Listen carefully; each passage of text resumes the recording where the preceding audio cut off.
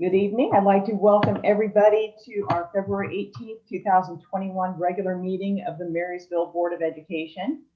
We have several guests on here with us tonight, so we're excited to see some new faces for a change. We have a roll call, please. Mr. Luke? Here. Ms. Savage? Here. Ms. Powers? Here. Mr. Smith? Here. Ms. Devine? Here. And now if you'll stand and join me in the Pledge of Allegiance.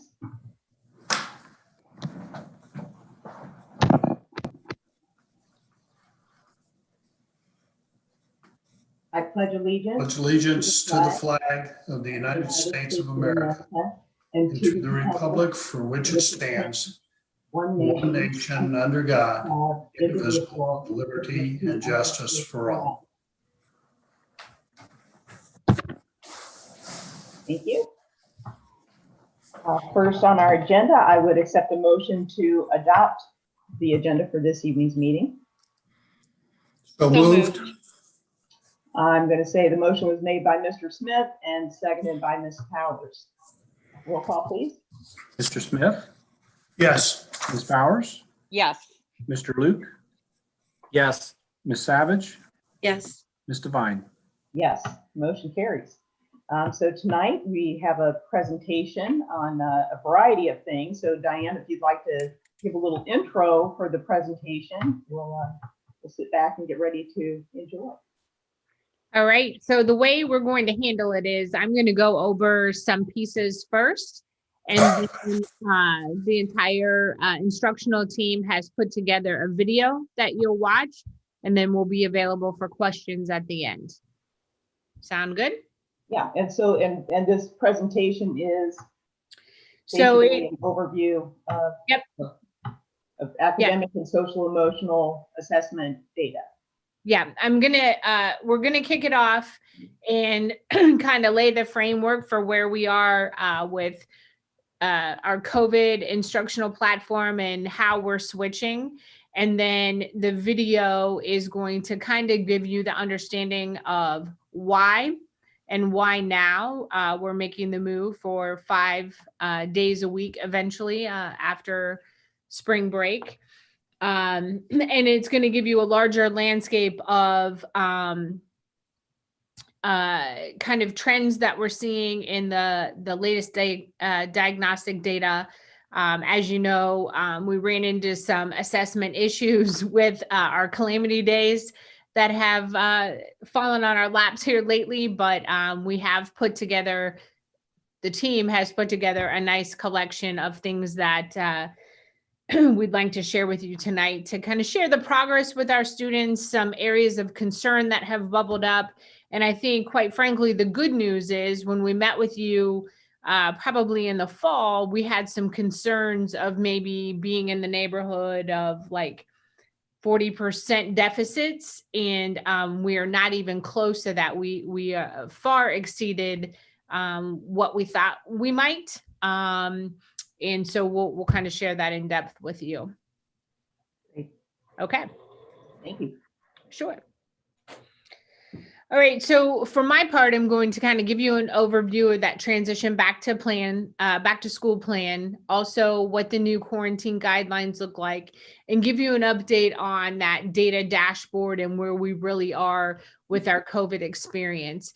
And then we'll kick off the video presentation to give you some insights into our data and performance measures. Last Friday, we did roll out our transition back to school plan. As you know, since August, we've been in the hybrid model, and that model has really served us well. We have been able to provide a consistent instructional platform for our students while there was lots of uncertainty around the COVID experience and things we may be facing. Today was supposed to be the first day of school for our elementary students to come back 4 days a week. So we are excited about tomorrow and their return to us. So elementaries will come back 4 days a week starting March 1st. All other buildings will return 4 days a week. And then after spring break, we'll move to a 5-day return schedule for all students. Just a reminder, just like we were planning to return elementaries, that 4-day return, even at the upper grades now, is with 3 feet of distance and existing safety protocols as recommended by our health department. So you may be asking why. The last time we were together, certainly Jason Orsina was even at our meeting. And at that time, there wasn't a strong commitment for really 7-12 to return, but we had not announced the Creekview plan at that point. But since that time, as you know, we meet weekly and we've had continued conversations about the community and school cases have continued to decline. The fidelity of our safety protocols in the building, really this continued data that indicates that we are not experiencing school spread. In addition, if you think of kind of that Swiss cheese analogy, so we've layered all these things. Now we're layering on top an on-site testing strategy. So we now have by next tests in the district, which if we have a staff member and at this point, a student with consent that may be experiencing symptoms, we can test them on site with a 15-minute test, which is a significant game changer. And then, as you also know, our vaccination process really starts this Saturday. So we've layered kind of all the available safety protocols to a district on top of each other and have brought us back to kind of this position where the health department is recommending that we go ahead and move forward with that 5-12 return. So I would say all of these things to also say that if we get in a position of uncomfort, we now understand how to do a hybrid model. And if we have to revert back, we are going to always keep safety first and not hesitate to do that if the need would arise for us. So this slide should look familiar to you. We shared it last month, but now it is just altered to include all grades. So in essence, if you're beyond 6 feet, you are not considered a close contact. If you are within that 3 to 6 feet zone, you are considered a close contact. If all safety measures were in place, face masks were worn appropriately, then you would be quarantined for 14 days. However, you would in essence be given permission to attend school, whether that's a staff member or a student. The expectation would be outside of school, you are quarantined. So for staff members, you should not be going to the grocery store, things of that nature. Students would not participate in extracurriculars. So that is kind of like we discussed last week with the Alt K4 return, same standard now across the district. If you're within 3 feet for 15 or more minutes, then it does resort to the 14-day quarantine. I would say, again, all of this to say this is as current information as we have. So things tend to change. Sometimes recommendations from CDC come out, then they're accepted by the Ohio Health Department and then implemented at our local level. So if something would change, we'd be sure to communicate that moving forward as we have previously. So in summary, remember this quarantine only applies to classroom or bus setting. So if it's something that happens in the weight room or something that would happen at recess, those situations would default to the previous quarantine guidelines. This is only for a classroom or bus setting. So if face masks were worn appropriately, the exposure was within 3 to 6 feet, then the staff member would be considered quarantined but permitted to attend school. Currently, our dashboard looks much different than it did the last time we were together. We are up to a 9.5 rating on our scale out of 13. All buildings are experiencing low impacts, departments as well. Our staff absences have steadily decreased since we were together in January. And as I already mentioned, those community and student case rates have continued to decline. All good news. This is the slide that shows you kind of our historic lens of that number. And so you can see where we started at the beginning of the year, kind of where we peaked, kind of where we dipped, kind of that November after Halloween, I refer to it, and then really kind of our steady climb to where we currently are.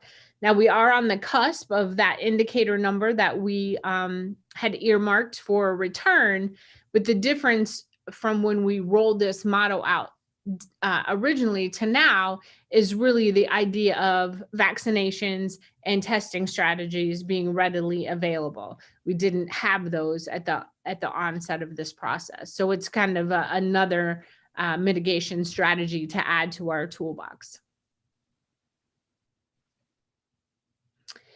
This is a slide that Mark shared with you last time. It's a kind of brings all of the indicators reflective of our community together. So the wastewater copies, if you followed that at all on the Ohio Department of Health's website, the red line is our number. And you can see our experience is definitely reflective of what's happening in the community. So there's, again, nothing alarming there. It's just a nice checkpoint to make sure that we're all in alignment. Last time I shared with you, if you remember, the slide had a lot of writing about the number of quarantines we've experienced and number of cases. I tried to put it on a chart and really just re-emphasize the point as you look in these, on the left is quarantines, on the right are our cases, is the fact that our quarantines and cases are largely due to outside impacts. And we are still not experiencing people moving from a quarantine status into a contact. You can see again, the 8 staff members, we talked about that last month. As you know, we were shut down in the transportation department for a 2-week period, and that number reflects that experience.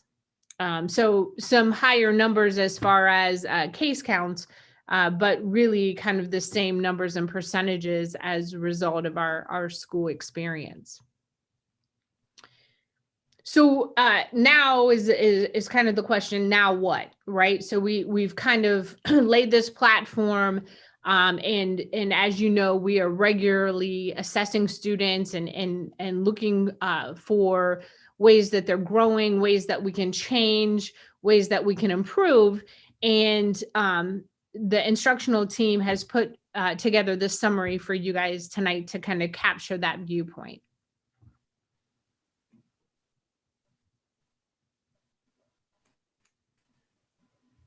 Is this a time to ask a quick question?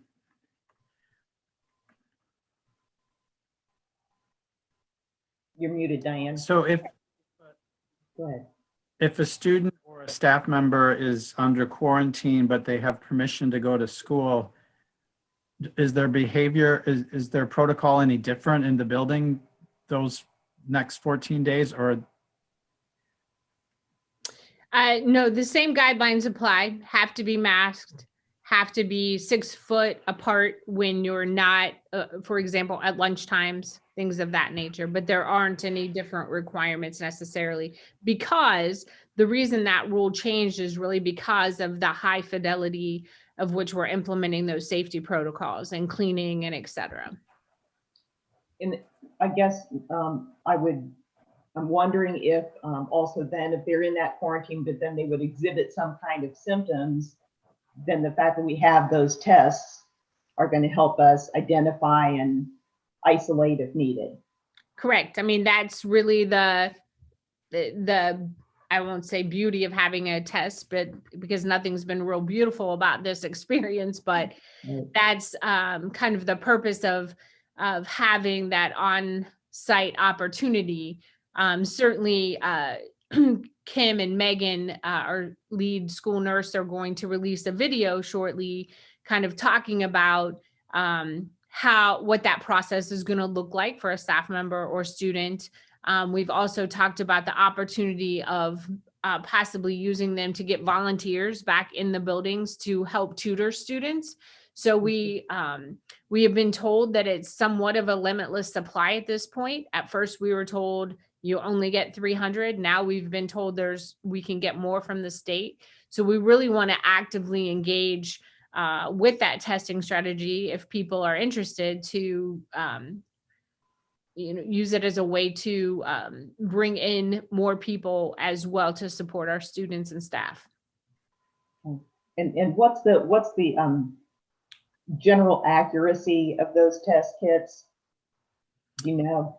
I don't know a percentage off the top of my head. I can tell you the medical advisory group last month helped us really come up with our protocol and et cetera, but also mentioned the high accuracy and confidence they had in that test. And Kim, I'm not sure if you remember if they gave us a percentage or not. I don't remember that number. If you give me a couple minutes, I might be able to pull that. That would be perfect. Thanks. All right, Marcus, I think you probably queue up the video. As we reflect so far on the school year, we wanted to share a few key points. We'll talk about positive impacts. Mark Gallagher will share student progress and a data summary. We'll talk about refinement and focus areas. We're going to discuss extended learning opportunities for all as we move into spring and summer, and we'll summarize our next steps. First, let's start with positive impacts. We have to credit our teachers for their effortful dedication to the hybrid plan. They planned both synchronous and asynchronous learning opportunities for students, which was no small feat. And with that dedication and commitment and hard work, they helped reduce the COVID slide that we were anticipating in the summer. Families partnering with our teachers was amazing. The dedication to using the learning management system helped enable anytime, anywhere access to instructional materials and teachers and resources that could keep learning moving forward. With that, teachers' commitment to rigorous personalized lessons, using technology to enable blended techniques, and the ability to have small group instruction led to academic growth consistent with historical data. Mark will talk more about this in a few seconds. More so, our intervention specialists and teachers who support students with disabilities exceeded academic growth when compared to historical data, and we thank them for thinking innovatively about how to support students during the hybrid plan as well as on Wednesdays. There was a commitment to intentional classroom culture building, even in the remote setting, and targeted supports provided by our guidance counselors, our teachers, and our support staff to make sure we were making connections for social emotional support and learning. And those outcomes have proven worthwhile in grades K through 6 especially. All staff, custodians, drivers, teachers, support staff, leaders work together to employ health and safety protocols so that no building had to go fully remote due to COVID. We also thank our families for following protocols and keeping healthy kids coming to our schools. Mark's going to talk about student progress.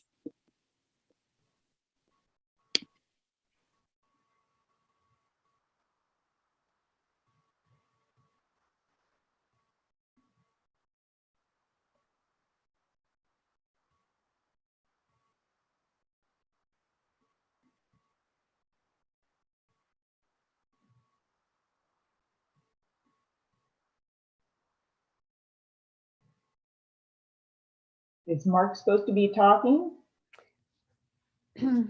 It did on our video earlier. Okay. Mark, this might be problematic. Yeah, I wasn't sure if it was my internet connection because I didn't hear anything on my end because it's been going in and out. I mean, I can talk through this in about 10 minutes. Okay. I'm not sure why there's not audio though. Yeah, I mean, I listened to the video earlier today. I did too. Will we be able to transition through the slide deck okay this way? Or should we share someone's screen? I think I can go through the slide deck all right. through the video here. All right. If Go need for be. I think I can freestyle. So I want to, in order to orient ourselves, I just want to point out a couple things. You'll notice that along this stacked bar chart, there's several different colors. Red and orange correspond with high risk or students that are multiple grade levels below what expectations would be.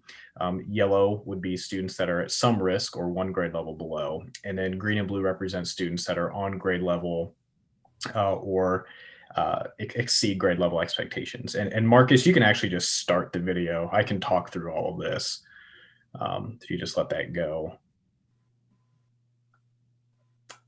Yeah, because this is the part where I'm talking through the colored chart. I gotta try to get synced up with my video here. One thing you will notice, and I'll pull it, it'll come up here in a second, is this red box is to just highlight, just draw your attention to the band of performance across time. So we're looking at data going all the way back to the 2016-17 school year to present, so we can see how our kids have performed over time. And what you'll notice is when we look at all students, the performance has been consistent diagnostically from window to window from 16-17, even up into the current school year. We see that same pattern with our students that were within the hybrid model. And what's interesting is when we look at our students that were within the virtual academy model, and again, we're looking at 2nd through 6th grade data, we're actually a little farther ahead than where we typically have been. And again, we're looking just at data for students that are in virtual academy here and in the hybrid model. It's looking at how they performed historically over time. So it's not those students compared to everybody, it's them against their own data over time. When we look at subgroups, we see very similar trends. With our students with disabilities, when we look at reading achievement, their performance has been consistent. Same with students that are economically disadvantaged, and the same pattern proved true for students that were gifted. In the same manner when we look at individual subgroups. We also wanted to take a look at early literacy. Gears when we look at early literacy skills, we can see taking a small step back from last school year to this school year in terms of the number of students that are at risk and the rate of students that are low risk. And we look just at our 1st grade students alone, that difference is more pronounced. We actually see a much larger group of students that are at risk in 1st grade relative to the rest of the student body. When we look at our individual subgroups, we can see that the pattern of performance is to a degree on the low risk side, commensurate with how we've historically performed. But when we look at the rate of students that are at risk and also have disabilities, that group is actually shrinking over time. Relative to this, though, when we look at students that are economically disadvantaged, we notice that there's a pretty significant disparity from last school year to the current school year with this particular subgroup. And when we look at our students that are gifted, there's relatively commensurate performance over time. When we look at oral reading accuracy, so how accurately we read words in our students, our performance is more or less commensurate with how we've performed historically over time on this particular measure. And when we look at our 1st grade students, though, it mirrors the pattern of performance that was observed when we were looking at oral reading fluency, so how quickly a student reads, and now we're looking at how accurately a student reads. So those two constructs are walking hand in hand with one another in our 1st grade population. When we look at students with disabilities, their oral reading accuracy is actually the best it has ever been over the last 2 school years. So again, as a subgroup, they're performing quite well, but relative to our students with disabilities, again, as our students that are economically disadvantaged have continued to see the gap widen when it comes to oral reading accuracy over the course of the last 2 school years. When we look at our gifted population, those students are performing at a level that is roughly commensurate with how they've historically performed. When we look at nonsense word fluency, this is a very early literacy measure that we administer in kindergarten. When we look at at those students, we can actually see our level of low risk, or our rate of low risk students, is roughly equivalent to where it was in the winter of last school year, but we've drastically reduced the number of students that are very high risk or at risk overall for alphabetic principle, that particular skill that nonsense word fluency measures. When we look at subgroups, we see a similar pattern of performance in our students with disabilities. our students that are economically disadvantaged as well.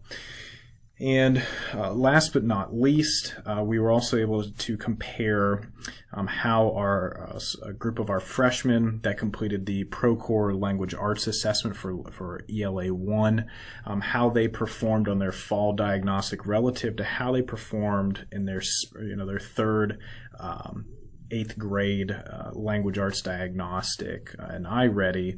What did the rates of risk look like relative to the last diagnostic those students completed last school year prior to taking the Procore diagnostic this year? And we can actually see there's an upward trend and a reduction of risk overall. And so kind of the gist is, we have consistent patterns of performance in both achievement and growth across each of our language arts measures, with the exception of first grade or reading fluency specific to students that are economically disadvantaged. They were easily the most impacted subgroup when it came to language arts. When we look at mathematics, again, we utilized, just like reading, our iReady data to help assess our program effectiveness when it comes to the hybrid model, as well as Marysville Virtual Academy. And again, when we look at this current assessment window relative to previous second diagnostics given since the 16-17 school year, we see that performance is more or less roughly commensurate with how we've historically performed. We're actually a little further ahead than we were this time last school year. When we look at our students that are in the hybrid model, it's again, very similar trend. And the same is true for our students that are in Marysville Virtual Academy. We're actually much further ahead than we were, or they were, I should say, at this time in the previous school year. When we look at our students with disabilities, they have a level of performance that's commensurate with how they've historically performed. And the same is not necessarily true for students that are economically disadvantaged. They are a little further behind than where they have been historically for this assessment window. And when we look at our students that are identified as gifted, their performance is roughly commensurate with how they've historically performed. We're also fortunate enough to have the early returns back on the fall 2020 AIR assessment results for algebra and geometry. When we look at algebra, we look at students that are in the hybrid model versus Marysville Virtual Academy, how we have, how we overall performed this year relative to the spring of 2019, which was the last year we would have had all students tested. And then looking at the state average for this year, we're performing at a level that is truthfully roughly commensurate with how we've performed historically in algebra, especially when we look at the spring of 2019. And when we look at our geometry performance, we're actually a little bit farther ahead than we've historically been as a district.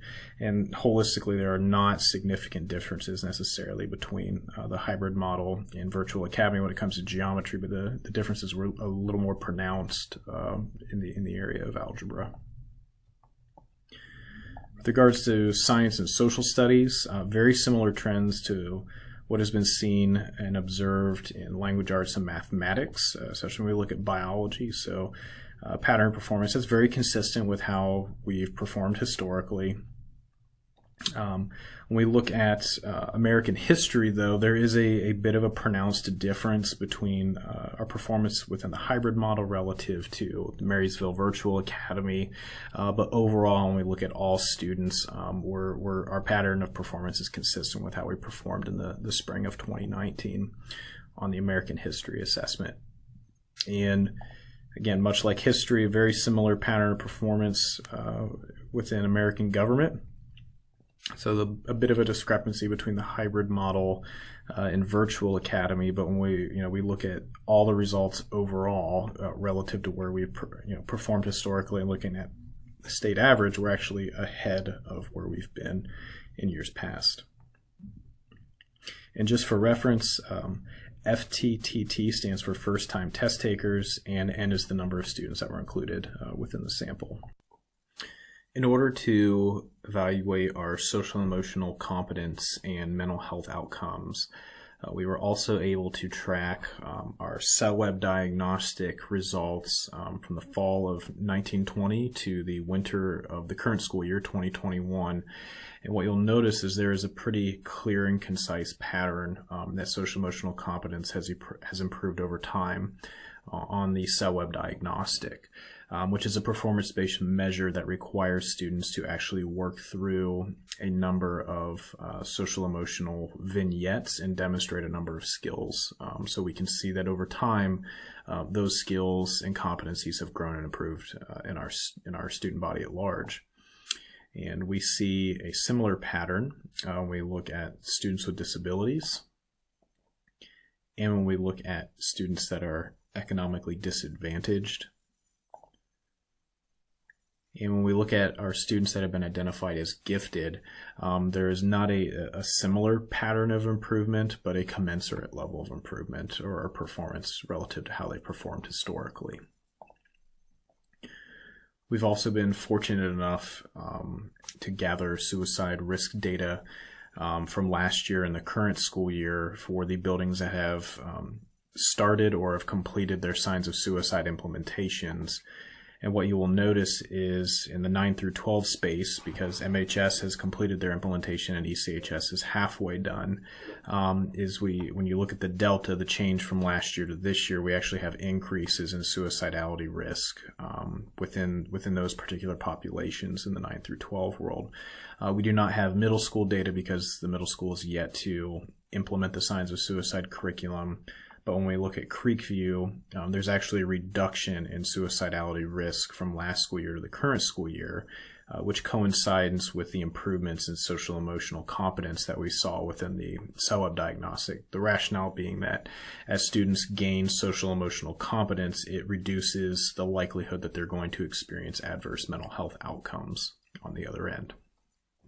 And that does it for my portion of the outcomes for the current instructional models at Marysville schools.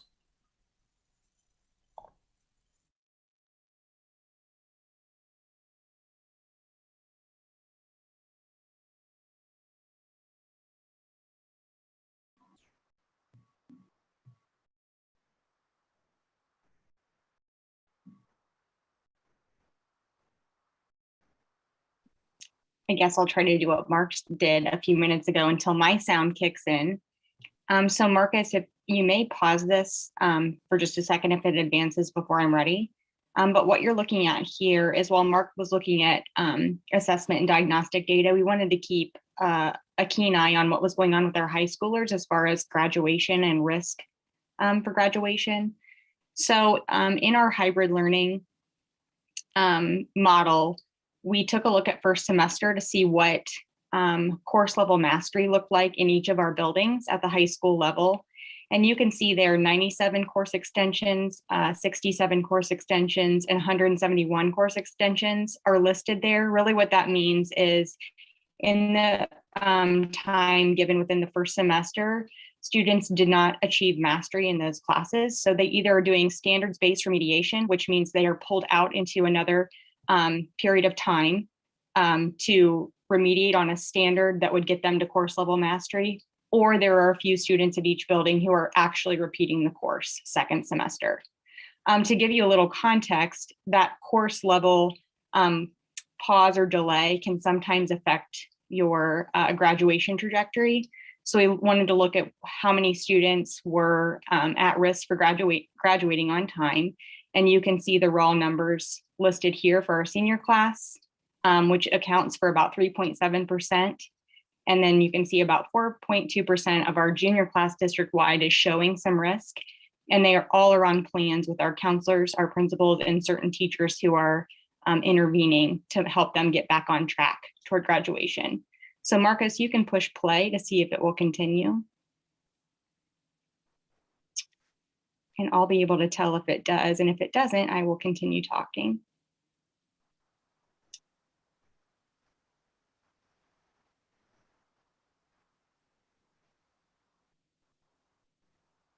Another thing that I want to bring your attention to here on the 97, 67, and 171 course extensions, that is not number of students.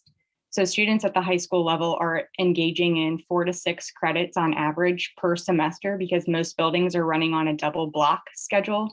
So that is just course level struggles toward mastery due to all sorts of different scenarios, several of which have to do with hybrid and remote engagement.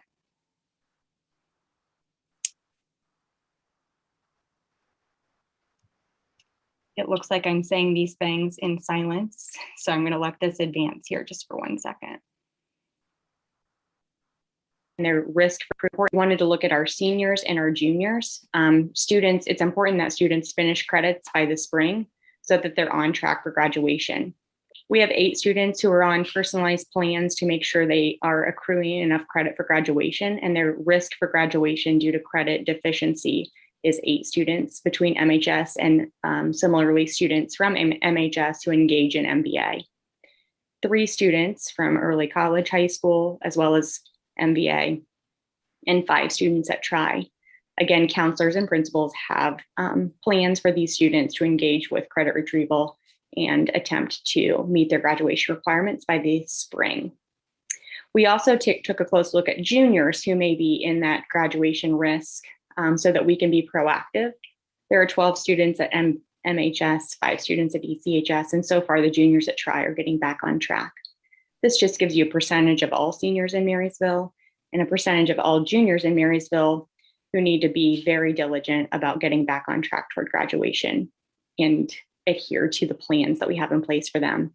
Here are a list of some ways in which teachers, counselors, and principals are checking in to make sure not only are these course extensions ending in course mastery, but also that these students here are engaging in on-track behavior. With that, we're going to look at areas of refinement.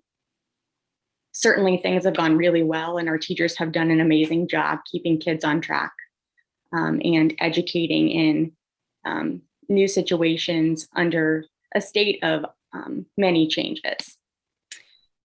We found that one area of refinement is early literacy development to promote reading outcomes specific to needs in first grade. Secondly, students with economical disadvantages need more consistent access to instructional supports. And third, we need to respond to the social emotional needs evident in our student body, especially in grades 7 through 12, as they've experienced life changes that are pretty dramatic. In order to do that, what we really need is to return to what we know and can do well, which is our personalized learning vision. But more specifically, we want to make sure that we're enhancing our ability to keep that small group instructional rotation in place and have access to our whole group as well. We want to drive those decisions by reliable formative assessment data and have consistent and immediate access to the teacher, especially for those kids who struggle to engage in a remote setting. We want to continue the cultivation of classroom and school cultures that support social emotional wellness for all, much like the K-6 space achieved in the hybrid and remote setting. We want to make sure to enhance those structures at the secondary level to respond to the needs that we're seeing from the data Mark talked about. We need to continue to maximize effective blended learning techniques to make sure we can hit kids in small groups with instructional strategies that fit their needs and enhance the reach of the teacher.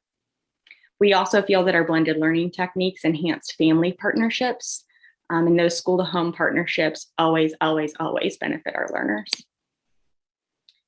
We're also looking at extending learning opportunities for all, which include after-school intervention in the spring and potential multiple engagement structures for summer school, which could include remediation and extension of learning. More on that will come soon. These are our tenets of personalized learning, and these are small action steps that align to each of those tenets so that we can get back to doing what we know how to do well. Our successes so far this year during the unpredictable ups and downs of 2021 have been all in thanks to our building admin who have led teachers and families and staff through changes and unforeseen events, teachers and staff in the buildings who have kept everyone safe, healthy, and learning, families, students, and task forces that we've relied upon for input as we've made decisions moving forward. The summary slides at the end here are just a repeated focus of our 3 areas we'll closely monitor as we continue through the year, and a summary of our areas of impact as well as our focuses going forward. Thanks so much for your time.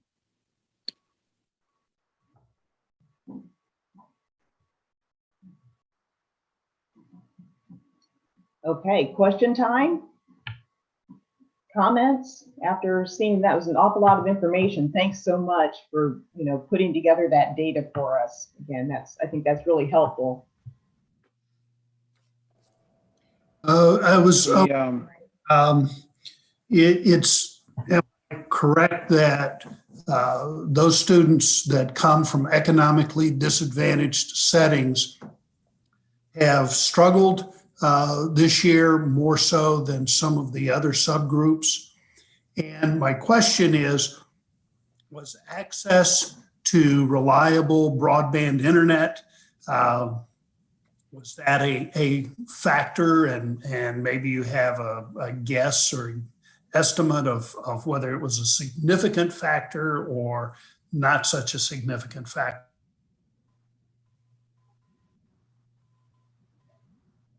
You want me to field this one, Diane? So I can't speak to broadband access being a factor, quite frankly. And we have to always keep in mind that we are one data point in a sea of data points across the state of Ohio. So I would be very hesitant to speculate on why these students are being adversely impacted relative to some of the other subgroups. Is that a possibility? Sure, but there's also a million other possibilities as well. Thank you. So are we going to go into any more detail as to the focus areas coming up for once we get back to 4 or 5 day a week school, as well as summer activities, or are those still in development? Steve, do you want to talk about first grade? Yeah, I think a couple things that I would point out.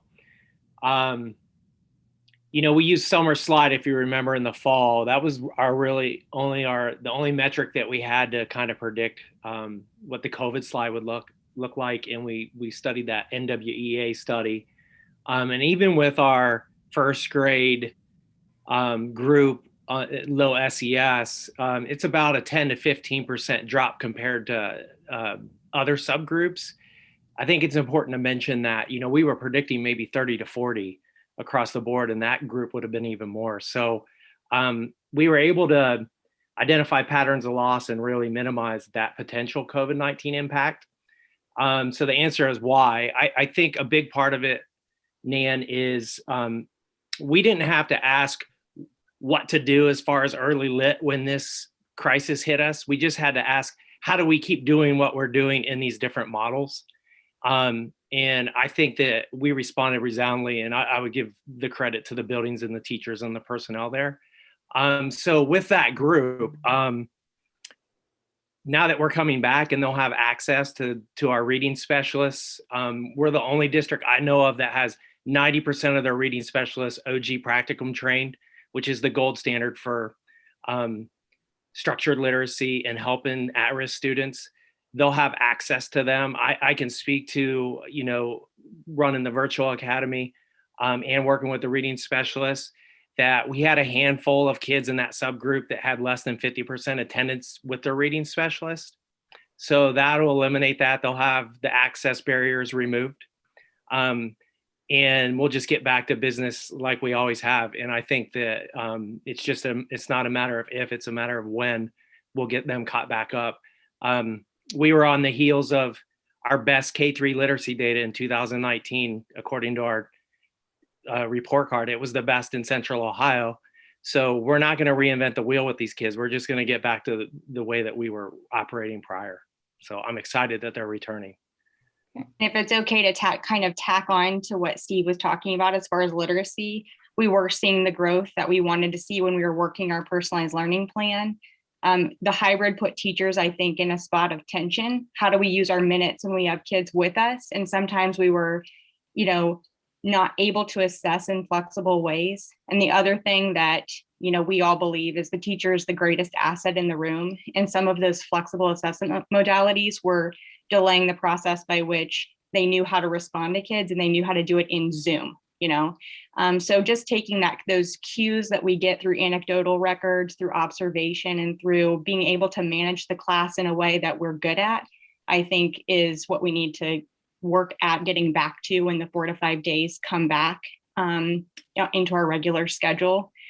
And with that in mind, I also think there have been huge lessons learned with how we can use technology in ways that don't replace the teacher, but extends the reach, like I talked about. So some of our teachers who weren't really comfortable with how might we use a learning management system to help kids stay autonomous in their learning while they can still manage that small group of kids who need them for specific things. I've heard teachers talk like the small group has allowed for their minutes to be maximized. And so we're hopeful that we can learn how to rotate through in a small group while we have all kids in our space. And I think blended learning helps answer some of that call. So hopefully we can, take out some of the things that weren't working well as far as student engagement, but lean into the things that gave us the ability to impact the teacher and maximize the teacher in ways that we hadn't really experienced before. So I think there's some growth there that we can lean into. The other interesting point that I don't want to go unnoticed, and we'll have to confirm this as data rolls in, but if you noticed in the slide, our kindergarten group, their risk level was actually lower than previous years.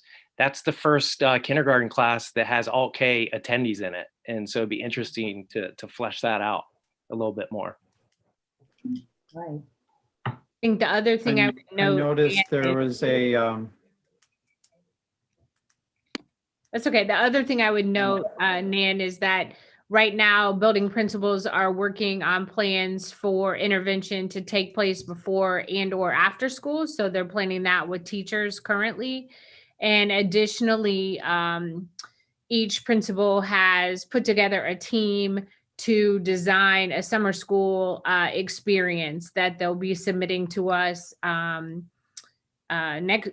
no later than next week, so we can start to vet through those. What our goal would be is then to engage with parents in multiple ways at the building level and through the superintendent's advisory committee to gain input on that summer school plan.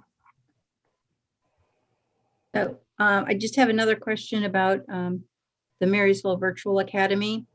It seemed like I wasn't sure how that was going to work out, to be honest with you, but it seems like we very much stayed on par with reading and math and science, but it seemed they seem to fall off a little bit of history and government. Is that maybe their misalignment in curriculum, or I was just wondering about the discrepancy for history and government? Truthfully, it's hard to say. Again, it could be a number of mitigating factors that impact that. And for me to make any kind of assumptions would be purely speculative on my part. It could be everything from pacing to, again, just there are a number of ameliorating factors that could be impacting that. Okay. And we have a substantial number of kids coming back from Marysville Virtual Academy, I think on March 1st, maybe 25 of the kids. 60. I'm sorry. I was thinking it was about 60, but. Okay. So we have a lot of those kids coming back. Most of them were elementary I believe, from the information that I saw. So any expectations of bringing those kids back into the 5-day-a-week classroom, or you think we're going to be on par with where they are academically with the other kids? So since I'm the All K4 principal, I can answer that. So the numbers that we have returning from MVA to hybrid in our elementaries, 2 Alt K, 8 kindergartners, 8 first graders, 7 second graders, 7 third graders, and 11 fourth graders. So the number's not as great as the 60 number. That might be coming from the I think I was including Creekview. yeah. Yep. So we have transition plans in the works for them, Nan. So one of the good things that we've done is we've paced our curriculum out with our MEVSD continuum. We've used the iReady diagnostic, so we have apples for apples comparisons with them. We did use the Florida Virtual Academy curriculum, but again, we crosswalked that to make sure that it matched the continuum. Now, every student, because it's a personalized learning district, was on a different path with that. It wasn't like a true, what you would say, pacing guide. And we're putting together the data and the learning profiles currently right now. So when those kids transition back into their schools, the teachers will try to have a seamless passing of the baton as far as learner profiles for them. Okay. In a way in which that is seamless, and I know Steve's not going to maybe say, but I think the teachers at MBA deserve a lot of credit, as well as the leaders of MBA, because they kept with our assessment calendar district-wide, which helps us keep a good pulse on kids. And then we're working through UC to have that standards translation back to the new teacher, so they can see how the kids are doing on the guarantee. So there are some structures that help us stay cohesive with each other, but enable us to personalize where the kids are. And certainly those are two very different learning experiences that kids have, but we're hoping to bridge that transition. And then also make sure that we're giving teachers the space to welcome them back to a learning environment that they haven't really engaged in yet. So I know we have to push pause a little bit for those new orientations to take place and just kids getting used to each other and that kind of thing. So all of those are some mindful strategies that will help. Okay. Thank you. I was wondering, a lot of the questions I had have already been addressed, but I was also thinking about the big picture of sort of going forward into the fall. And a couple of you have mentioned things that we learned this year that we can continue to apply that could be helpful, that could actually make us a better instructional environment going forward because of what we had to go through this year. But my big question for everybody is, are there going to be opportunities to compare our results with the other Ohio districts and maybe help each other? Like, I was thinking particularly about this gap with the economically disadvantaged first graders apparently not doing as well in reading. And my guess is that's not unique to Marysville. I think somebody asked Mark if we know what's going on with that, and you said we don't actually know completely. Are there going to be opportunities to figure that out as a state that that could be helpful to all of us? Not just what happened, but what we can do going forward. I think one thing that I'll speak first, I guess, if that's okay. But I think one thing that I appreciate from Diane's leadership is she's always, allowed us to collaborate beyond our own district. And so I've kept relationships that I've made with other school districts, not only in Ohio, but beyond. And actually, I took a call from some schools in North Dakota even yesterday to just learn about what strategies have helped, what are some problems you've faced, what are some solutions that you've come up with. So I know schools are, in the stresses of our own sort of protocols right now, but I do think that there will be some united collaboration district to district, because we're all kind of facing at least a similar set of obstacles that we've worked through. So I know that just from my personal standpoint and the way Diane has helped us stay connected with abroad, I guess nationally, that will certainly help, get ideas that other people have tried that we haven't, yet tried ourselves, or we can also be a lighthouse for other districts still, which I think keeps, the invigoration around innovation alive. And so I think, everybody's thirsty and hungry for that right now. So those are some ways that I think we can problem solve together. So Mr. Luke, with the early lit data, one of the nice things is with other districts, we can get some apples to apples comparisons with most districts now, because of the third grade reading guarantee, are using oral reading fluency, accuracy, and nonsense word data.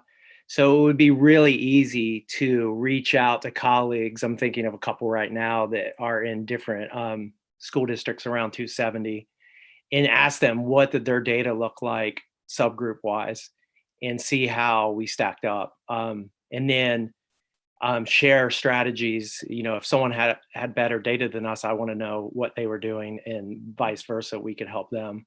You know, when we talk about that economically disadvantaged subgroup, you know, we expanded the definition of a characteristic of a successful learner. We've always looked at that just through the student lens when they're with us.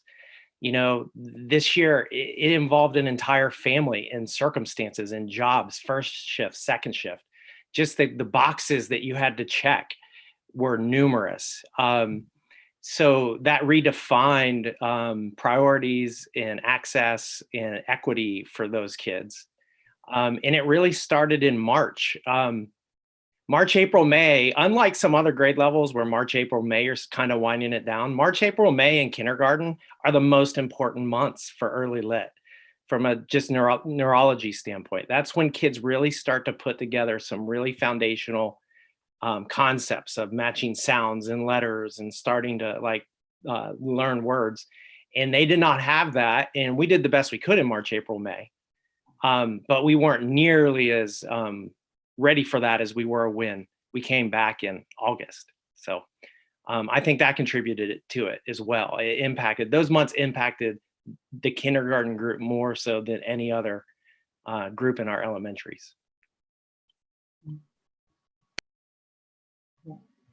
I was wondering, you know, as you go through all of this data, are there any kinds of additional resources that you foresee in the future that we would need? Like when you talk about extended days or again, you know, like looking at some of those maybe areas that really concern you, you know, or just kind of wondering.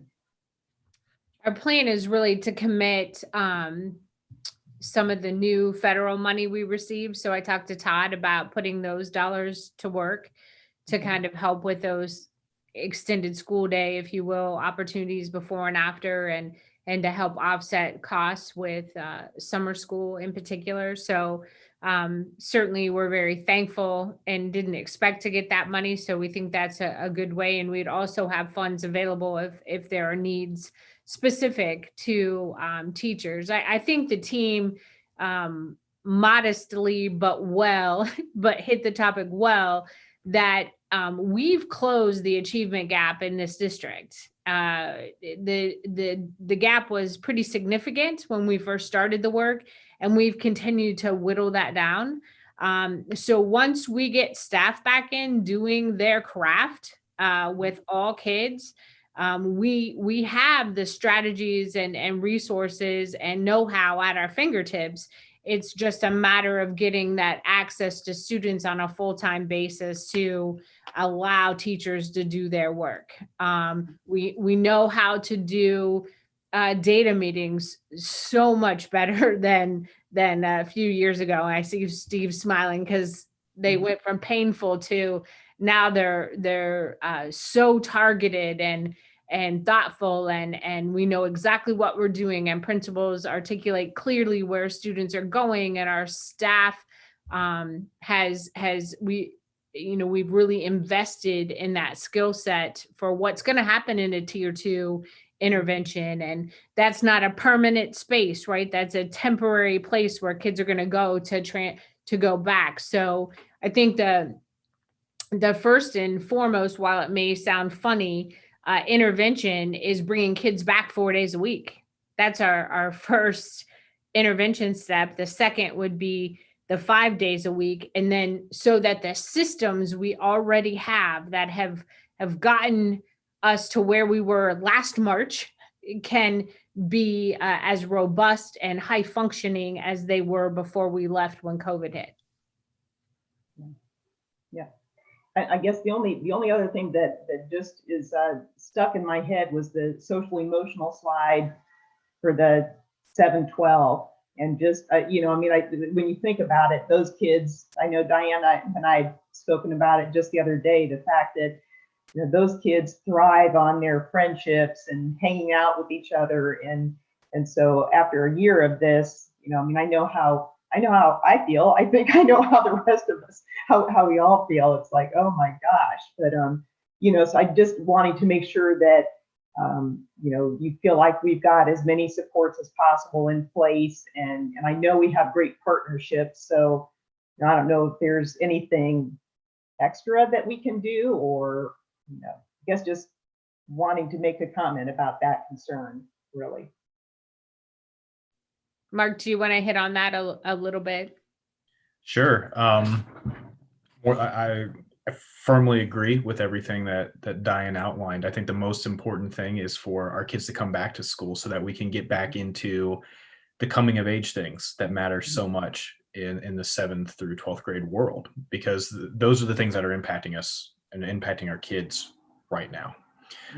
In terms of, you know, our partnerships, we were fortunate enough to bring on another school navigator for this school year. So now we have 3. So we have 3 mental health professionals for our school district, one solely dedicated to 9 through 12, which I think is going to be incredibly important when we bring our students back.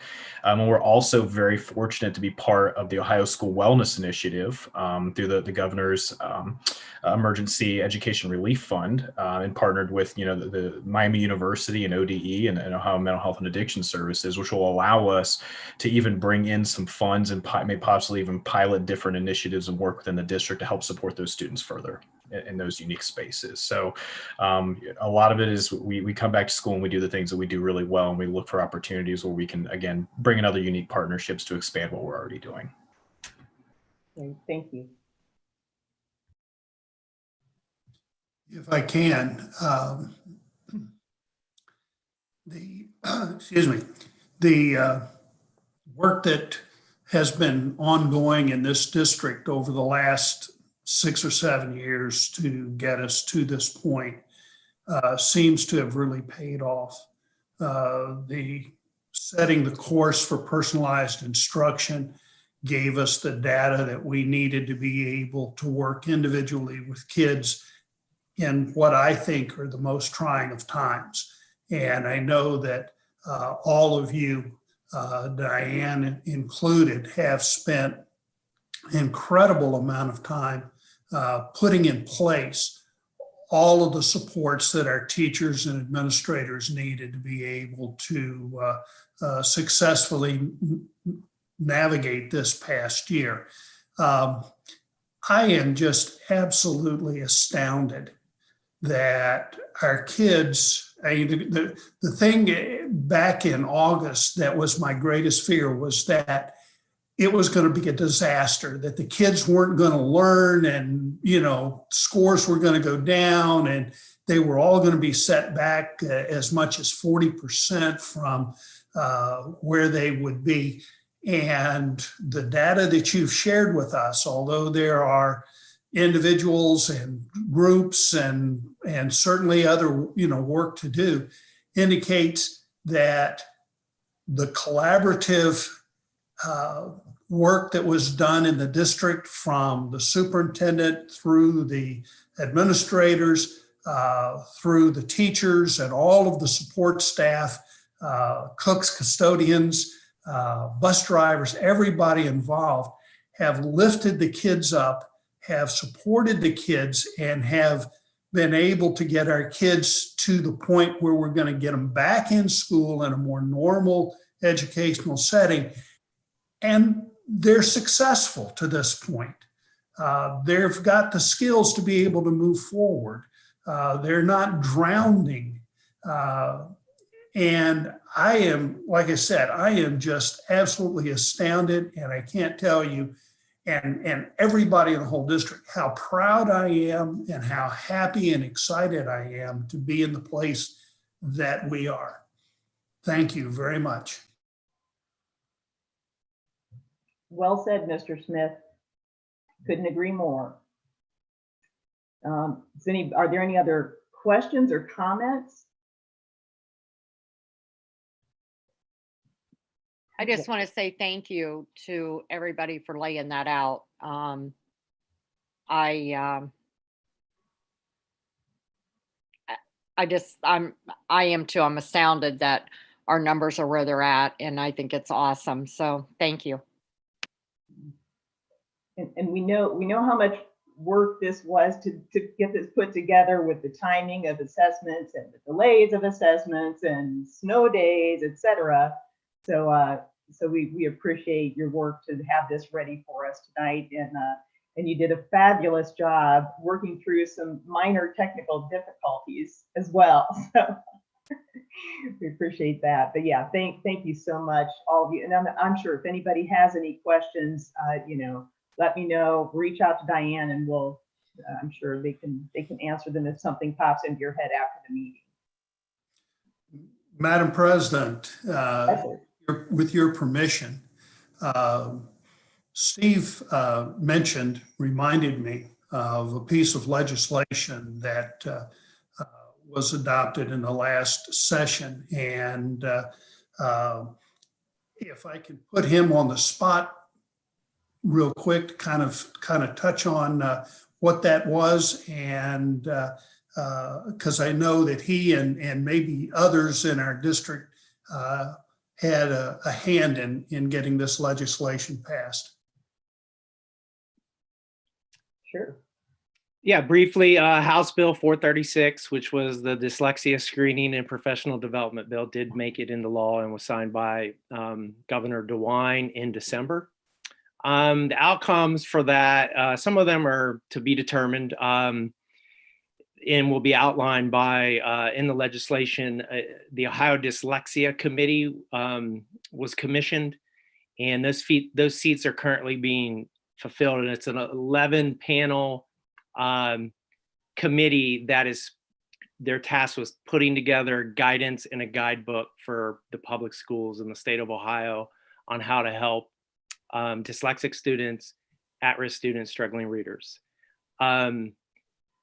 Senator Lehner visited, it seems so long ago, it seems so long ago, 2 school years ago, for a number of reasons, not just for early lit, but to look at the personalized learning initiatives and the work that are going on in the district. And we had an opportunity to present to her some of the cost benefit analysis that Mark put together on the work that we had done in the areas of early lit, and basically, keeping kids off of IEPs by catching them early.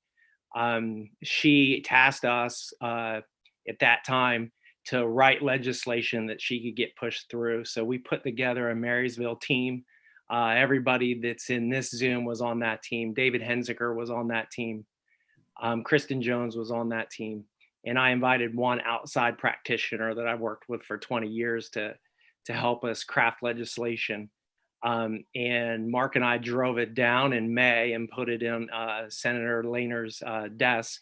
2 years later, it went through 1 million revisions, but it did make it through. It wasn't anything like our draft, but the Ohio Dyslexia Committee was birthed in our boardroom by our team. And that, I think, is the most substantial legislation that made it through. So I was excited to see it come through. And it speaks to the spirit of innovation and collaboration to get it right for kids. We put that together because we knew it had to have multiple stakeholders, multidisciplinary perspective to finally get it right in the state of Ohio for teaching kids to read. And lo and behold, the senators and the House of Representatives, they listened and they passed it, and now it's law. And that started with us. Our team should be proud of it. Our district should be proud of that. That is awesome. And I brought this up because I knew that Mark and Steve were very involved, and I had memories of Ashley and others being involved.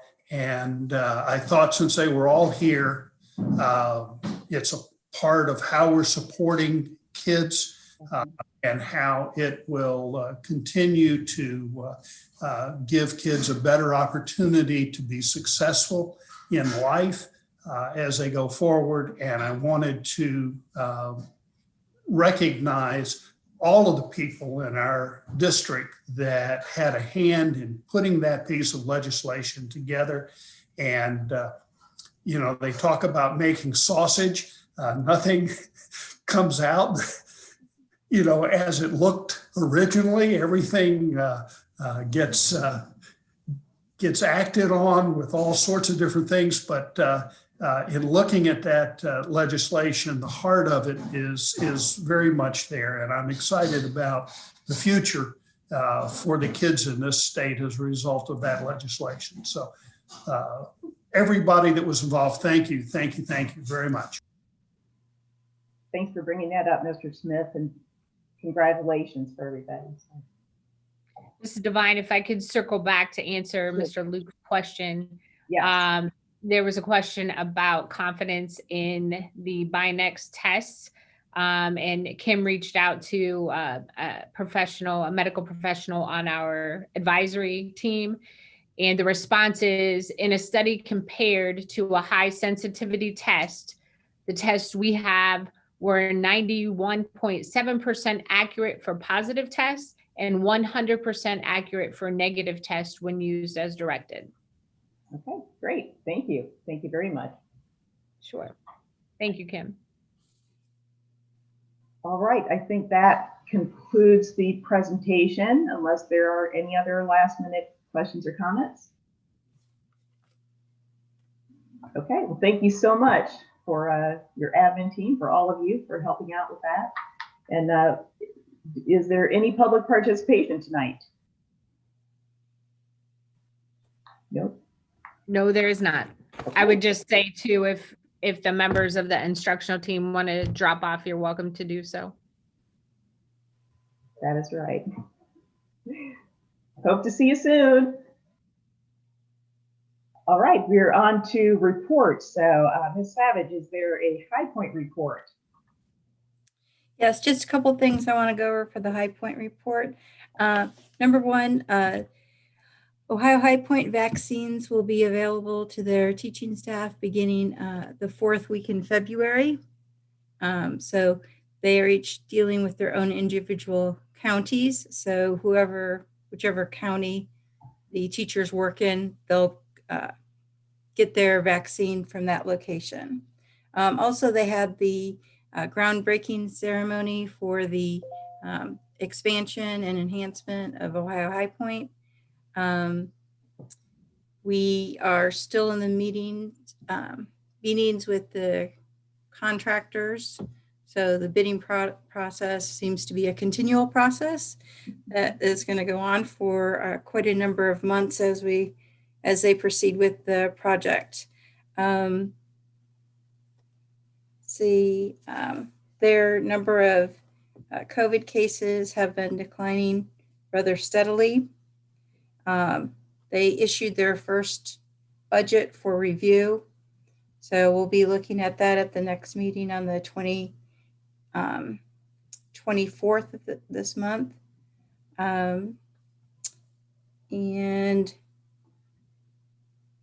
We completed the superintendent evaluation at High Point. So that's been done. And that's it. That's all I have. All right. Any questions of Nan? Then superintendent's report. All right, just a few things. As you know, we're on our 5th calamity day today, and we are definitely hoping for warmer weather. Just a quick review on the process. There's a team. We hit the roads between 4 and 4:30, depending on the forecast and what we're expecting. Our attempt is always to make a decision by 5:30. Sometimes we push that off by 10 minutes if we think we can make it. If there is a delay, then we head back out probably 6:45, somewhere in that range, to drive the roads again. So we also talk with the sheriff. We also talk to other school districts to kind of get a feel for what they're seeing as well. So it is a pretty comprehensive process, one that I'm ready to draw to a close for the month of February. So we'll stay tuned. I think, we'll be in good shape here. As a result of that, obviously today school was canceled, but I thought I'd also mention that the homecoming basketball game, we did postpone that till tomorrow night. So the boys and girls will play the same night. And the last text I got from the high school principals indicated that they would be doing the homecoming festivities aligned with those games. This week, Kenny and I attended a webinar with the Union County Chamber of Commerce focused on equity and inclusion practices in Union County. So it's my understanding that is a kind of a launching pad for future work. So there were several community and government leaders on that call or on that webinar. On Saturday, Tim Canali and Ryan Walker and I have a meeting with the Japanese school. Currently, they use space in, I believe it's Dublin and Worthington, and they're actually interested in moving their Japanese school to Marysville. So we're super excited. Certainly aligns to the work we've been doing and the focus that we've had. And really, Creekview seems to be a good fit for what they're looking at in regards to space.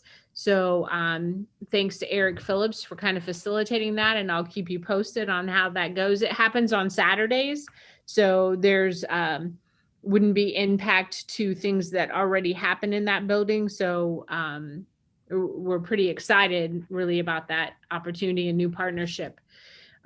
This week, I also attended the business advisory meeting with the ESC. Amy Lloyd from Jobs for the Future was one of the keynote speakers. We've worked with Amy in the past when we established our pathways at first, and have a connection with her through Columbus State. And the focus also was looking at internships. So high alignment to things taking place in our district as well. I already talked briefly about summer school, so I'll continue to update you on those plans and the process for that moving forward. We did have a medical advisory meeting earlier this month where we focused on looking at the Binex test, the testing protocols, and the return to school plan. As a result, Megan and Kim were able to build a pretty robust flow chart for how things are going to work, and they're getting ready to roll that out to staff and community. High school students are currently in the process, 8th grade students are currently in the process of making their high school selections. So I will keep you abreast of that. And just a reminder that Saturday is our first day at the vaccine clinic. I certainly appreciate the partnership with the health department in putting all of this together. I'm very excited to get this underway and the opportunity to kind of, one-stop shop on a Saturday for all of our staff. I did send you an email, but I thought it was important to highlight that, it'll be just shy of 90% of our teachers that are vaccinated, and 70% of our transportation staff. So I think that speaks volumes to the interest to get things back to normal. So we're excited about that opportunity. That's it. Got it. Okay.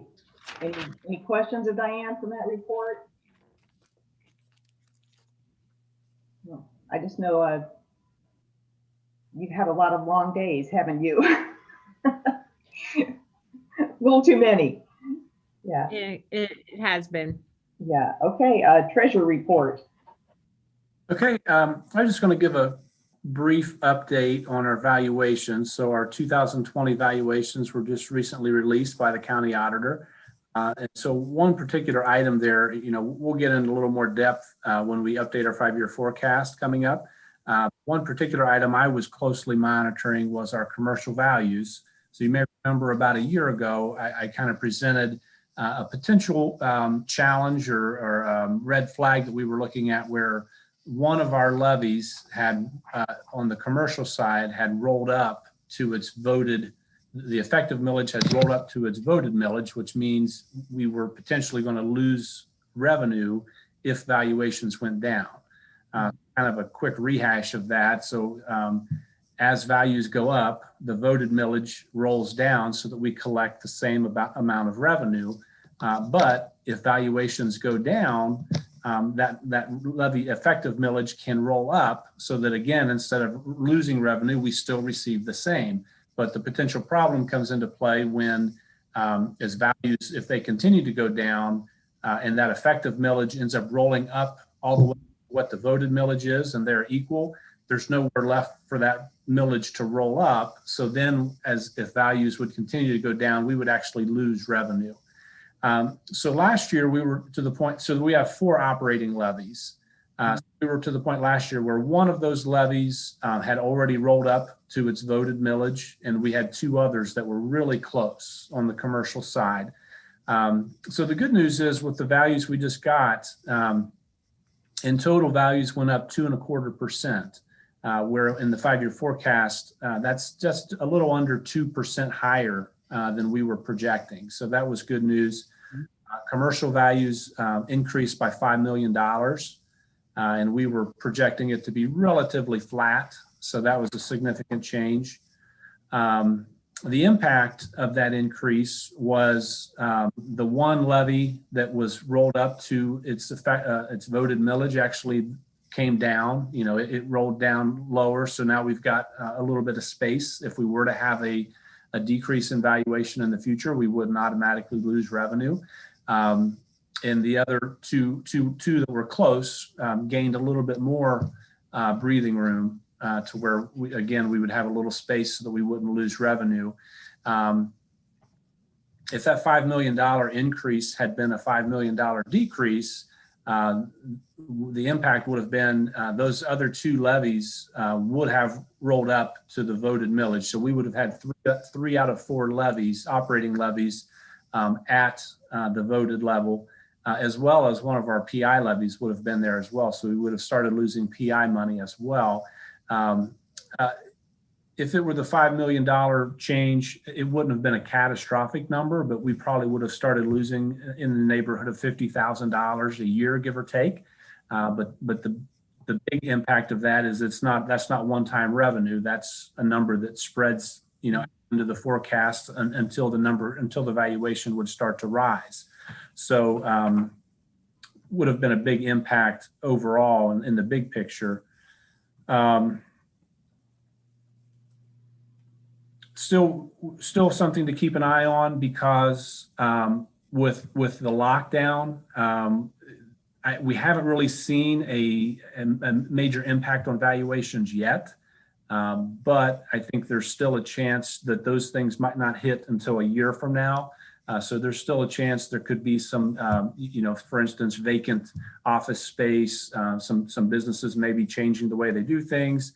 Some businesses may end up closing. So there's still a potential that could go down, the valuation in the future. But again, it's good news that we've got a little bit more breathing room with our millage that would help. And then another point there is, because I think sometimes you see, there's a new hotel going up or the new restaurant going in, those kinds of things. How could our valuation be going down? Keep in mind, some of those things are TIF, in a TIF area. So if something is in the TIF area, that doesn't go towards our commercial values. So just something to keep in mind. So that was it. Just wanted to make sure I didn't miss anything. Okay. Any questions for Todd? Okay, thank you, Todd. Yep.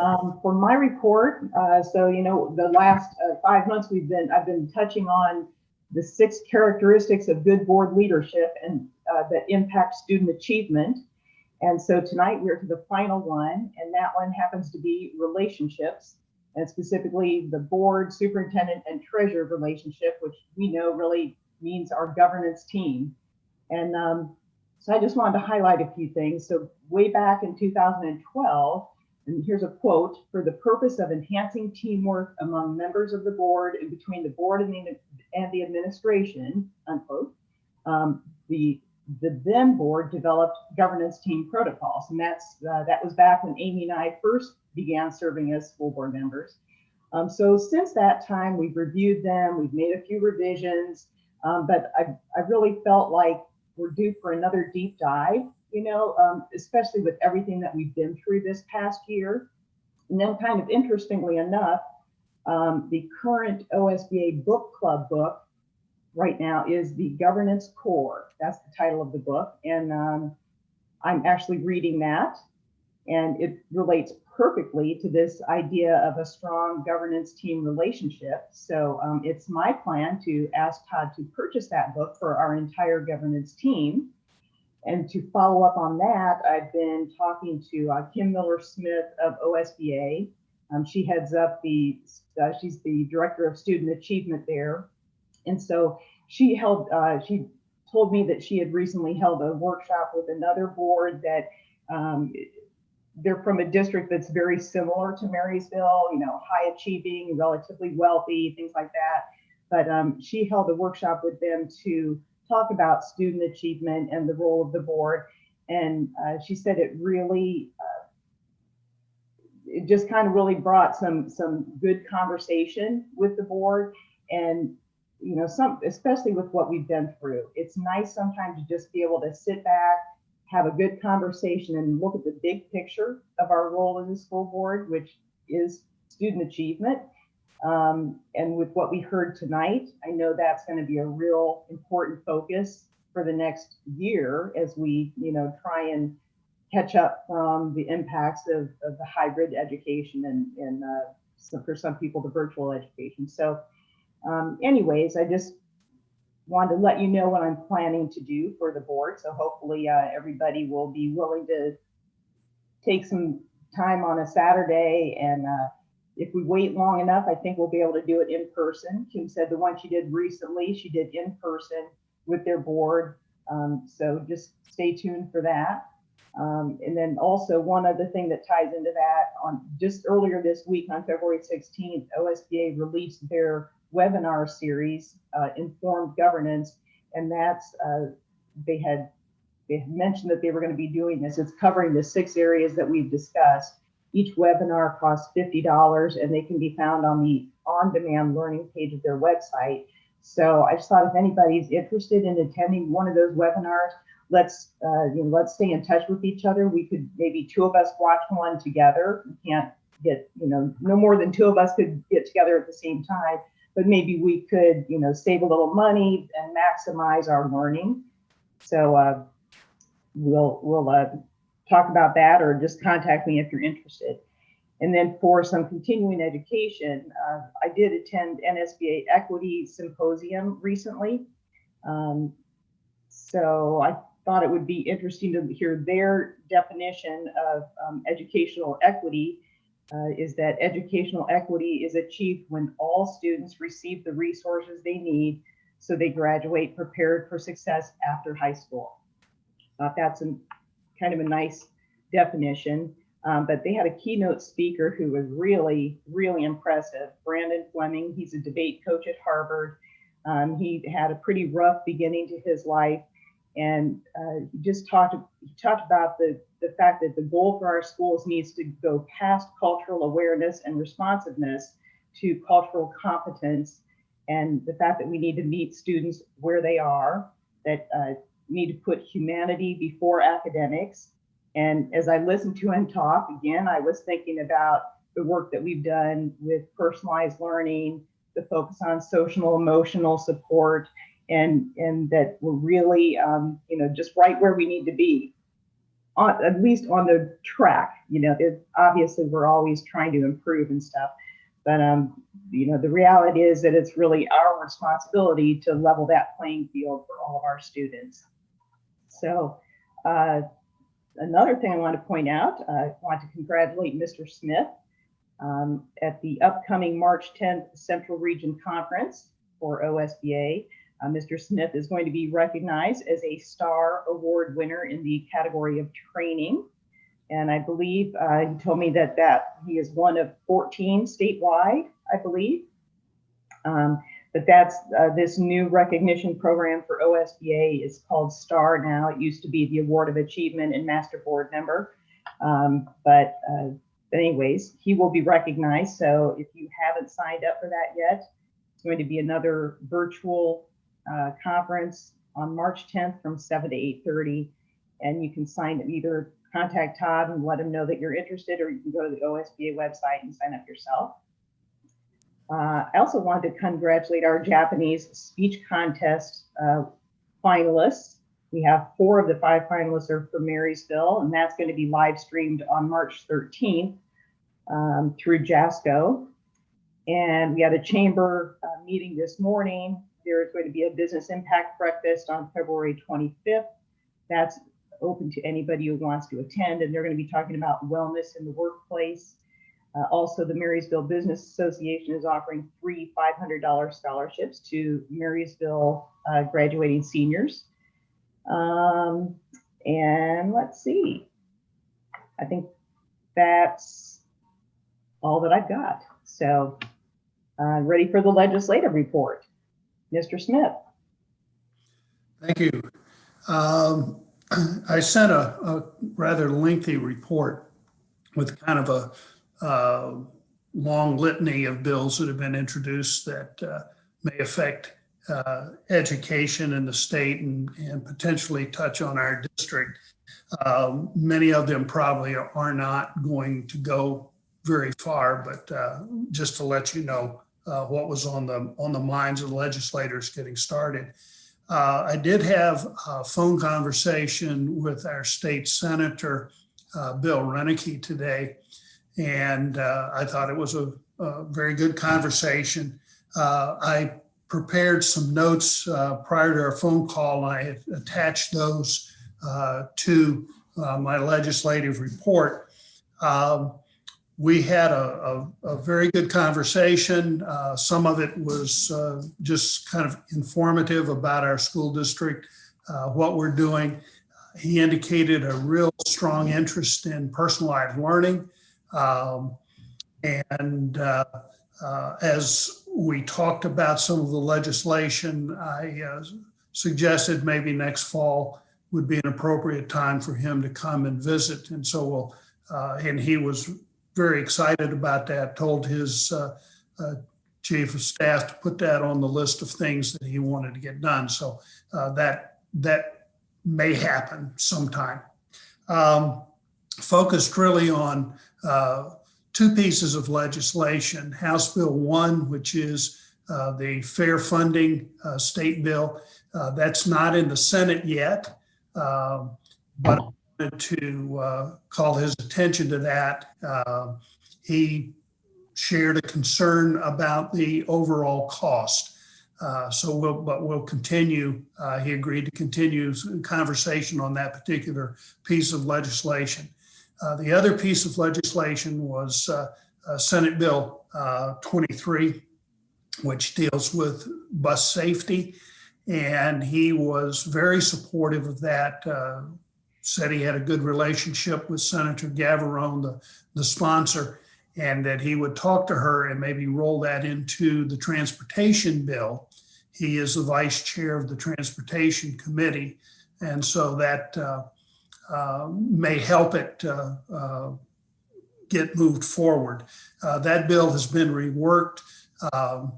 In its current form, it proposes a civil penalty of $300 for a car that passes a stopped school bus, and it would allow the use of cameras and images to try to identify the car, and it would take away the necessity that the bus driver be able to identify the driver of the car in order to impose at least some sort of restraint on that practice. So hopefully that will move forward. I know bus safety is an issue in our school district.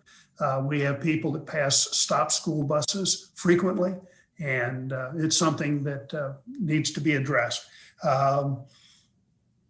And with that, I'm going to conclude. I'll let you read the report. Most of it's just kind of informational. Okay. And I guess just I don't think there have been any bills passed yet that are exempting testing for 2021. That is, I saw a few maybe introduced.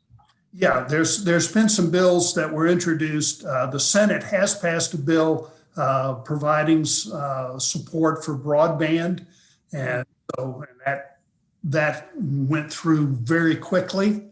It was introduced and passed in a week. So there seems to be some movement in that area. Right now, the focus is really going to be on the budget.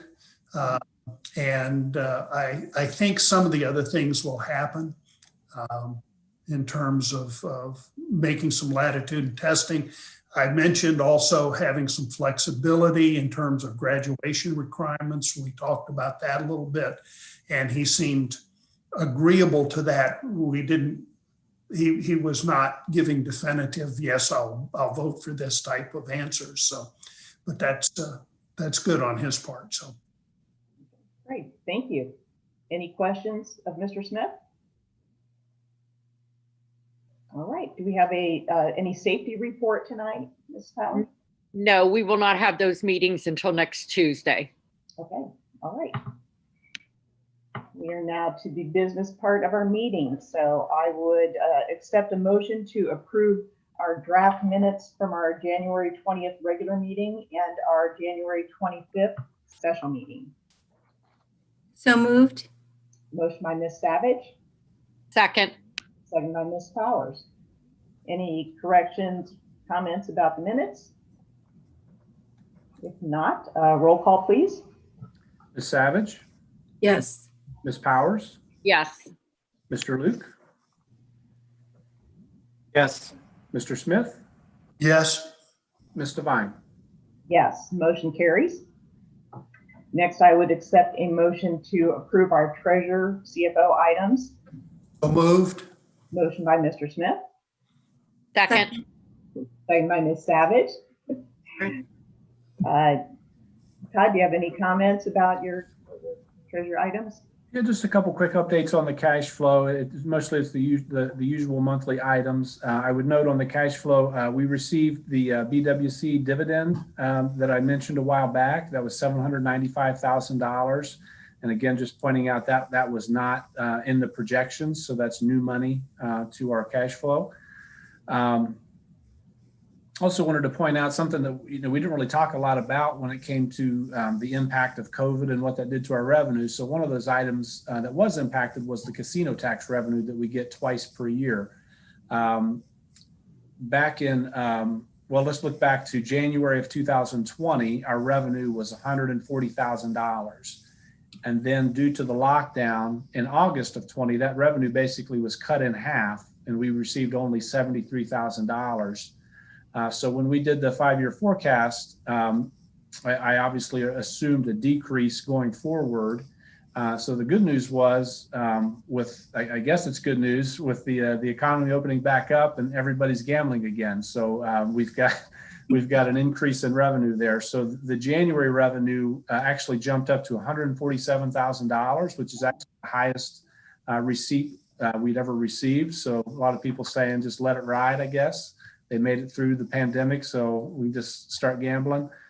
And then comparing that to what's in the projections. So for the current fiscal year, that's an increase of $50,000 over what was projected. And then also I had assumed in fiscal year 22 that there would be a lag in that revenue catching up. So if this level were to continue and, still, getting revenue back at our original levels, that could increase the fiscal 22 number by $70,000. And I'd already assumed in 23 that we would be back up pretty much to normal. So, but most likely it'll have a 2-year impact on the 5-year forecast. So that was some good news. Great, that is good. Any questions or comments for Todd? Okay, then roll call. Mr. Smith, Yes. Ms. Savage, Yes, sorry. that's all right, Mr. Luke, Yes. Ms. Powers, Yes. Ms. Devine. Yes, motion carries. And finally, I would accept the motion for our superintendent items. So moved. Motion by Mr. Smith, Second. second by Ms. Savage. I try not to cut Amy off again. Okay, Diane, any comments about your items in your in this whatever section? We have our HR items with supplementals for the spring. I did want to note, wish Linda Murdoch the best of luck. She's an intervention specialist who is retiring at the end of the school year.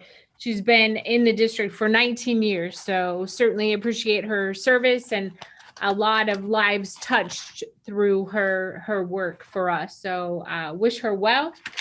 And then we also have some student interns coming our way at Creekview and Edgewood. Okay, well, yes, I'll second your, I wish Linda the best of luck. And I'm just hoping we're going to be able to get in the buildings before the end of the school year, because I'd like to at least say hello to her in person and thank her and everything. So keep our fingers crossed. Anybody have any questions or comments? Okay, roll call. Mr. Smith, Yes. Ms. Savage, Yes. Mr. Luke, Savage of an animal.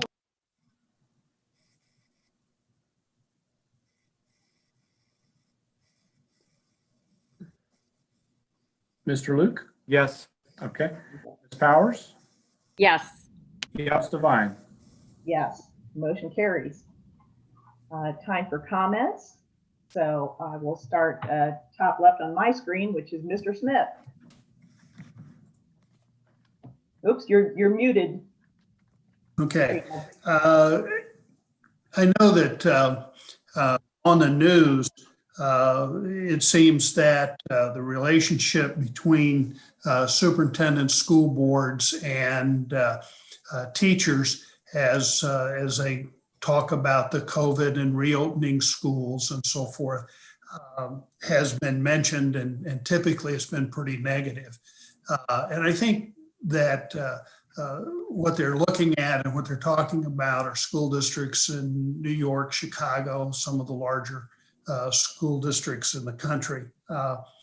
And I'm really proud of the fact that we have worked collaboratively with the teachers and the bus drivers, custodians, and staff to try to formulate a plan to get back into school.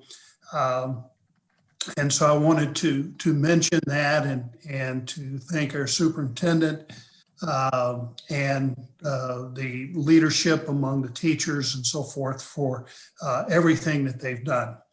The second thing was that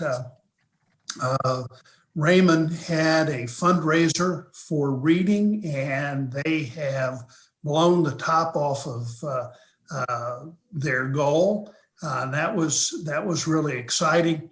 And then the last comment is personal. I got a photograph from Raymond of the textbooks that were purchased for the students there from the donation that you made in honor of my mother who passed away. And I want to thank you very much for doing that in her honor. It touched my heart. I know that Mom is excited that those kids are going to have some books very appropriate for them to read in the kindergarten grade. And I'm excited now that the kids are going to be able to come back to school and have access to those books on a more regular basis. So thank you very much. It was very much appreciated.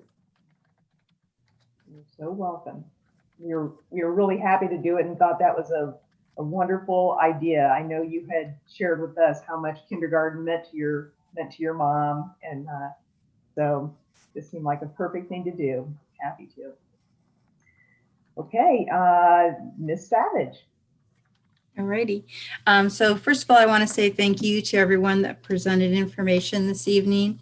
Kind of leaves a sigh of relief that maybe academically we're not as far behind as we originally thought.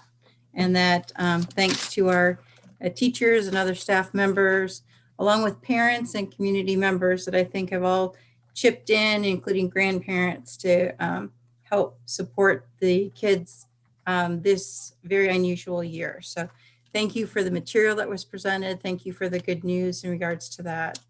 I wanted to point out just a couple things I noticed on the board notes that I'd like to call out. The Passion Fair at Northwoods with the little videos that were done by the different teachers and staff members that featured artwork or cooking or gardening or music or several other hobbies. I thought that was a really nice way to help connect with students, and I thought that was a really sweet project. Raymond's Bookathon, which I noticed, which was already mentioned. Naven restarting their firefighter mentoring program, I think is an excellent activity. And then Mill Valley doing STEAM night, remote STEAM night, so that activity that the kids enjoy so much, they're able to do in a slightly different form, but able to do it. So I also want to say how excited I am to get all the kids back in school again. From the young people around the neighborhood that I've talked to, they seem very excited about going back to school also. So, and finally, congratulations to Linda Murdoch after 19 years of service. Thank you for everything you've done over the years. So that's it. All right, Ms. Powers. I would just like to say thank you for the presentation. That was really nice. And to be able to see that our kids are actually making progress was great to see. Also, I'm very proud of our district with the superintendent, the teachers, all of us as a group, how we went through being able to still educate the children and to stay hybrid when so many things were going on, and being able to maintain that, I think, was phenomenal. So I just want to tell Diane, all the administration, all the teachers, everyone, thank you. And thanks, Linda, for all your years. That's it. Mr. Luke. Well, I hope you can hear me. My internet's been in and out all night. I had to actually leave the meeting and go brush snow off of a satellite dish to see if that helped. So I'll just put my comments in the chat box. There's my comment. Okay, that sounds good. Todd, do you have any comments? Nothing to add. Diane? I would just say that we were very disappointed in this morning because we were so excited and working so hard to hope that that snow would be in a different place today. So we're super excited for tomorrow and pushing forward. Again, I think everything you heard, the team tonight was probably a little modest. They were the ones that came forward in the fall and said, hey, if we don't do something and we're not intentional, these are the things that we believe might happen. And so their leadership has been really important. Sometimes they weren't the most popular people on the block because they wanted to, it's about support and pressure and being able to read both those things. And they have done a fantastic job. And again, I think we say every month, I couldn't be more proud of our staff. I know that each one of these changes is difficult to maneuver sometimes, and it seems like, you know, we've been moving forward and now we're launching another change. But I could not be more proud of the work they've done, the commitment they've made, and the can-do attitude they continue to have on behalf of students. And you know, we'll just keep keeping our eye on the target and pushing forward. So we are definitely excited to fill the hallways. For sure. I know. And that's like, I was just thinking, I knew like everybody was going to be saying how thankful they are for everybody in the district. And like, well, the reality is we just can't say that enough. So I've got to throw my 2 cents in there too. And really just so incredibly proud of everyone, because I do know it's challenging, and there's excitement, there's fear, there's frustrations, just about every emotion you can think of that we've been through. And then you throw on top of it these calamity days, and it really pushes people to their limits. And I think that's when you count so much on your friends and on those great relationships. And so I'm just really grateful for our district and the way that everybody innovates, collaborates, and inspires. You know, I mean, we really do live that vision, and I'm so proud of that. On a little bit of a sad note, and I should have said this last month, just wanted to recognize Odell Miller, who had passed away. I think that was back in January, wasn't it, Mr. Smith? I think. And you know, he was a very important person in our district, an FFA, and so I just wanted to mention that and share our sympathies with his family and friends and students and coworkers. And then, you know, earlier I had mentioned something about building visits, and again, this is something Diane and I had talked about a little bit, that perhaps with some of those testing kits, you know, not in the real near future, but we can keep our fingers crossed that maybe we would have an opportunity to get in maybe sometime in April or May. And so we'll keep talking about that and keeping our fingers crossed. Our sports teams have to do some shout outs for the girls basketball, for wrestling, OCC champs, for Jack Christian breaking that long record from basketball. And then just the excitement of some of our other extracurriculars getting started up with the show choir mock trial, spring sports. So I'm excited for our students to be able to have those experiences and opportunities. I also want to thank our advisory groups again. I know this last month we got an email from one of the people on that advisory group, and she had shared just some of her thoughts, also shared some extra information for us. And, you know, I think that anytime we share information, just like what Ashley was talking about, it's an opportunity for us to learn, for other people to learn, and with that goal of always improving. So, and I think sometimes when you read that information, it can also validate our actions. So another reminder, the Shine FM Teacher of the Week program, they're still accepting nominations through April 30th of 2021. So for those of you watching now or watching later, if you have a teacher that you would like to nominate for recognition, go to their website. And I think that's all I'm going to say. So we do have, we're going to be going into executive session. There will be no action taken after that executive session. We'll just be adjourning the meeting. So once we do move into executive session, that will conclude the public part of our meeting. So with that, I would accept a motion to go into executive session for the purpose of ORC 12122G number 2, which is to consider the purchase or sale of property for public purposes that premature disclosure of information would give an unfair competitive advantage. So moved. Second. Motion by Mrs. Powers and second by Mrs. Savage. Roll call. Ms. Powers? Yes. Ms. Savage, Yes. Mr. Luke, Yes. Mr. Smith, Yes. Ms. Devine. Yes, the motion carries, and we're in executive session at 6:55. Thank you, and have fun in school tomorrow.